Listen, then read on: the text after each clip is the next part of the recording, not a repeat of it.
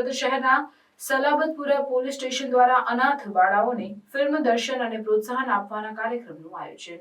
સુરત શહેરના Salabatpura police station દ્વારા ગોપી તળાવ રાજન સિનેમા ખાતે અનાથ બાળાઓ માટે વિશેષ કાર્યક્રમનું આયોજન કરવામાં આવ્યું હતું. આ કાર્યક્રમમાં પોલીસ પરિવાર અને ઢીંકા ચીકા ચાર્લી ગ્રુપની 45 અનાથ બાળાઓને ફિલ્મ દર્શાવવામાં આવી હતી.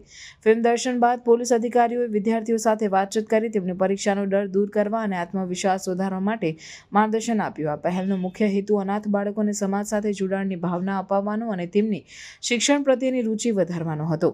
પોલીસ અધિકારીઓએ બાળકોને પ્રોત્સાહિત કરીને તેમની સમસ્યાઓને સમજવા અને ઉકેલવા માટે પ્રયત્ન કર્યો. આ કાર્યક્રમ દ્વારા બાળકોમાં આત્મવિશ્વાસ અને હિંમત વધારવા માટે પ્રયાસ કરવામાં આવ્યો.